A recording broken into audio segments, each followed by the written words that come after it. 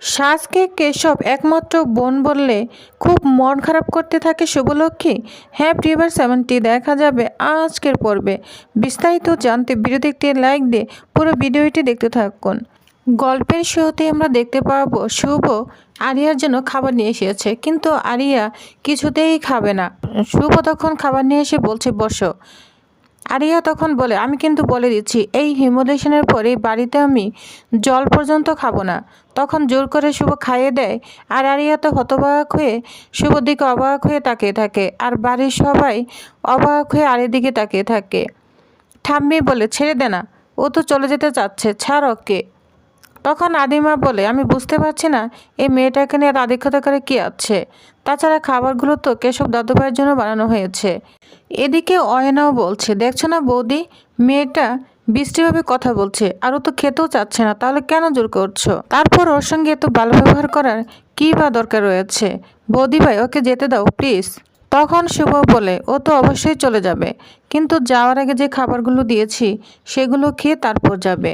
কে জানে কতদিন এরকম বাড়িতে বানানো খাবারও খাইনি। শুনে অয়না মনে মনে খুব রাগ হতে থাকে। এদিকে শুভ জোর করে আবারও আরিয়াকে খাইয়ে দিচ্ছে। আরিয়া মুগ্ধ হয়ে অবাক হয়ে শুভ দিকে তাকিয়ে আছে। তখন শুভ বলে তুমি নিশ্চয় যাবে, আগে খাবারটা খেয়ে নাও তারপর যাবে। ঠাম্মি বলে শুভ যেন কিরকম একদম মায়ের মতোই বকাবকি করছে। ঋষি তখন বলে হ্যাঁ মামনি তো সবাইকেই এরকম ভালোবাসে। সাজমতি বলে হ্যাঁ সে যতই রোড হোক মামনি তাকে মায়ের মতোই ভালোবাসে। শুভ বলে আচ্ছা তুমি ঠিকমতো খাওয়া দাওয়া করো তো, ঠিক সময় খাওয়া দাওয়া করো, তোমার চোখের তলে কেমন যেন কালি পড়ে গিয়েছে, বলো তো ঠিক করে ঘুম হয় তোমার রাতে? ঠিকমতো ভালো করে রাতে ঘুমাবে, বুঝতে পেরেছ? আচ্ছা চুলগুলো এত এলোমেলো কেন রয়েছে? মনে হয় অনেক দিন চুলে তেল দাওনি তাই না? তখন কমলি মোহনাকে বলে দেখেছো ছোট বৌদি, সুবিধির কাছে এই মেয়েটা কত সুবোধ বালকের মতো খাচ্ছে। তখন শুভ বলে হ্যাঁ দেখতে পাচ্ছি, কিন্তু মেয়েটার যে রূপ, শুভ কেন আবার 4-5টা কথা শুনিয়ে দেয়, তাহলে তো শুভ অনেক কষ্ট পাবে। এদিকে তখন নয়না বলতে থাকে আমি না সত্যি বুঝতে পারছি না রে বৌদি ভাই, হঠাৎ করে এই মেয়েটার উপর এত অধিকার কেন দেখাচ্ছে। তখন আদিমা বলতে থাকে। তখন আরিয়া অবাক হয়ে মনে মনে বলতে থাকে খাবারটা না সত্যি খুব টেস্টি হয়েছে, এরকম কিছু তো আমি আগে কখনোই খাইনি। তখন শুভ বলতে থাকে আরেকটু খাবে, আরেকটু কচুরি দেব? তখন আরিয়া না বলতে থাকে। সেবন্তী বলে কি আশ্চর্য, এই মেয়েটিকে নিয়ে তো নাটক করার কি আছে শুভ, ওকে খাওয়ানোর জন্য তুই উঠে পড়ে কেন রেগেছিস? আর নিজের ছেলেটা যে না খেয়ে আছে সেদিকে কোনো খেয়াল নেই তোর, তাই না? তখন কেশব বলে মা আমার না একদম খিদে নেই, আমি খেয়ে এসেছি। তখন সেবন্তী বলে খেয়েছিস তো কি হয়েছে, এই খাবারগুলো তোর জন্য বানানো হয়েছিল, আর তোর মা তোর বদলে ওই মেয়েটাকে খাই দিল। কি ভাবছে বলতো যে ওই মেয়েটাকে খাই একদম শান্তভদ্র করে তুলবে? তখন আরিয়া তো অনেক রাগান্বিত হয়ে যায়। রাগান্বিত হয়ে বলে শুনুন, এই বাড়ির ছেলের খাবার না খাওয়া আমার কোনো শখ ছিল না, আমি তো ওনাকে অনেকবার বললাম আমি খাবো না। আর এই যে আপনাকে বলছি, আমি লাস্ট ওয়ার্নিং দিচ্ছি, এই আরিয়ার উপর না জোর খাটানোর একদম চেষ্টা করবেন না। আমার যদি দিমাগ স্টকে যায় না, তারপর আমি নিজেই কী করে আমি নিজেও জানি না। যা শুনে সবাই তো অবাক হয়ে আরিয়ার দিকে তাকিয়ে থাকে। তখন আরিয়ান রাগান্বিত হয়ে ওইখান থেকে চলে যাবে, কিন্তু যাওয়ার পথে আবার একটু ফিরে তাকায় আরিয়া শুভর দিকে। শুভ তো অবাক হয়ে আরিয়ার দিকে তাকিয়ে আছে তার যাওয়ার পথে। অবশেষে আরিয়া ওইখান থেকে চলে যায়। সাজমতি ব্যাপারটাকে স্বাভাবিক করার জন্য সবাইকে বলতে থাকে সবাই এখানে চলে এসো। এই আরিয়া চাপে পড়ে না, আমাদের খাবারগুলোই হয়নি, খাবারগুলো মনে হয় অনেক টেস্টি হয়েছে, বলো তোমাদের কি খেতে ইচ্ছে করছে না? তখন সবাই বলে হ্যাঁ হ্যাঁ খুব খেতে ইচ্ছে করছে, মনে হয় অনেক মজা হয়েছে। তখন দিদি বলে হ্যাঁ হ্যাঁ তাড়াতাড়ি খাবারগুলো নিয়ে আসো, আর ওই যে গিফটগুলো আনা হয়েছে ওইগুলো নিয়ে আসো, আমরা এখানে খাবার উপর গিফটগুলো খুলবো। তখন সাজমতি বলতে থাকে গিফট মানে? মোহনা বলছে হ্যাঁ হ্যাঁ গিফট আছে, আরে বাবা সবার জন্য গিফট আছে। তখন সবাই তো অনেক আনন্দিত হয়ে যায়, কিন্তু শুভর মন কষ্ট। শুভ আরিয়ার কথাই ভাবতে থাকে। এদিকে সেবন্তী বলে কেশব দাদু ভাই তুমি যে আসবে, তোমার বদমাশ বাবা কাকা কেউ কিছু বলেনি, তাই তোমার জন্য গিফট আনা হয়নি, তবে তোমাকে শপিংয়ে নিয়ে যাব, তুমি যা চাইবে তোমাকে তাই কিনে দেবো, বুঝতে পেরেছ? অন্যদিকে শুভ মনে মনে বলছে আচ্ছা আমি অন্যের মেয়ের জন্য এত কেন এমন করছি, তাহলে কি স্ত্রীর হারানোর দুঃখ ওর মাধ্যমেই ভোলা সম্ভব? এদিকে শ্রীবন্তী কেশকে খুব আদর করতে থাকে, তো সবাই হাসি আনন্দ হই হুল্লোড়ে মেতে উঠেছে। এদিকে আরিয়া তো বাইরে এসে খুব রাগ হতে থাকে, আর বাড়ি অন্যেরা যে যে অপমান করেছে সেগুলো মনে করতে থাকে। পরক্ষণে আবার শুভর কথাগুলো মনে করতে থাকে, কারণ শুভ তাকে কীভাবে খাইয়ে দিয়েছিল। এটা ভেবে আবার মন খারাপ হয়, কিন্তু আবার রাগ হতে থাকে। বলছে বাড়ির লোকগুলো যেন কেমন, প্রথমে জোর করে খাওয়ায়, আবার খারাপ আচরণ করে। ভাগ্যিস ওই অদ্ভুত লোকদের সঙ্গে আমাকে এক বাড়িতে থাকতে হয়নি। আমার ফ্যামিলি মানে তো আমি আর ডেট। তখন নারিয়া তার ছোটোবেলার স্মৃতিগুলো কল্পনা করতে থাকে আর বলতে থাকে, ছোট থেকে ডেটকে ভীষণ মিস করেছি। আমার রিলেটিভ বলতে তো ডেট ছাড়া আর কেউ নেই, শুধু নানি ছিল। ডেট তো কোনোদিনই টাইম দিতে পারিনি।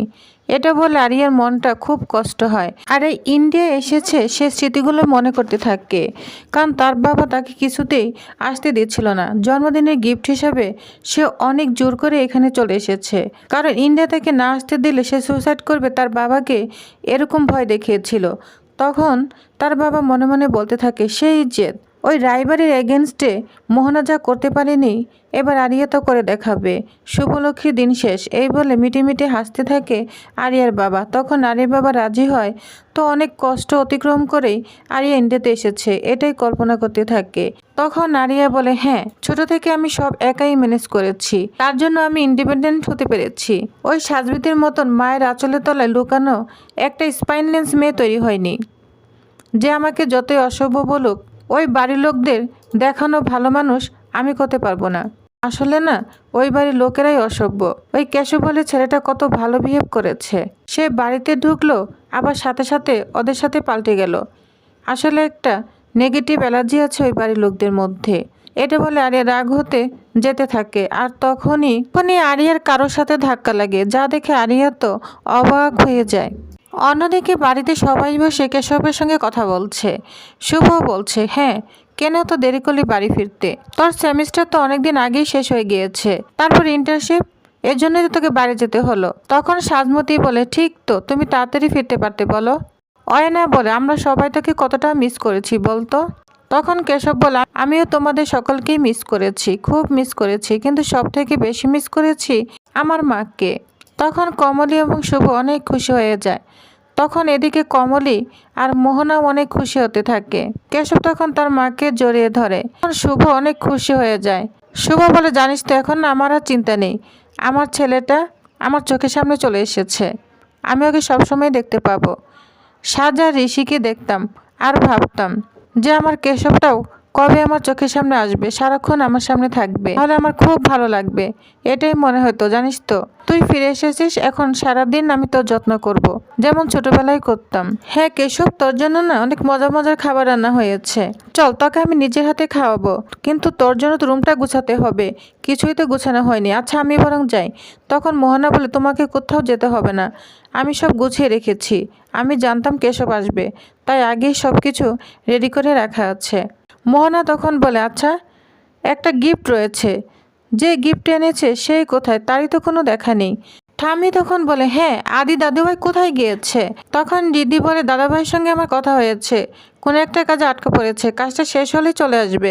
তখন সুমিত বলে, বিজনেসে তো তেমন কাজ নেই, তাহলে বড়দা কোথায় গেল?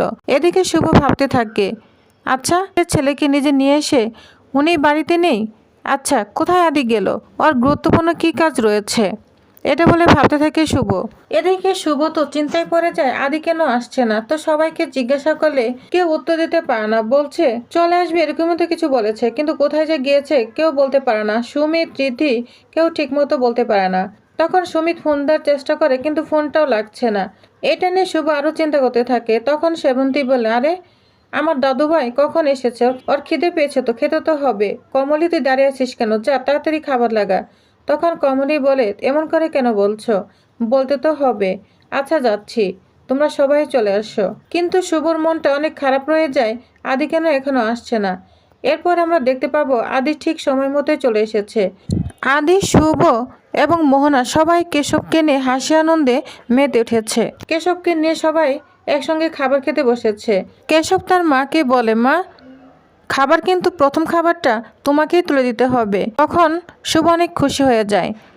সাজ তখন পাশে দাঁড়িয়ে আছে। সাজ বলে, সাজকে তখন কেশব বলে, কেশব, তুইও আমার সামনে আয়, তুই তো আমার একমাত্র বোন, তুই পাশে না থাকলে কি হয়? যা শুনে শুভ অনেক অবাক হয়ে যায়, বলছে, কেশব, তুই এ কথাটা বলতে পারলি? সাজ তোর একমাত্র বোন? এটা শুনে কেশব অবাক হয়ে তার মায়ের দিকে তাকিয়ে থাকে। তো ভিউয়ার্স, তাহলে নেক্সট আপডেটে আর কি হতে চলেছে তো জানতে অবশ্যই আমার সাথেই থাকুন। ধন্যবাদ।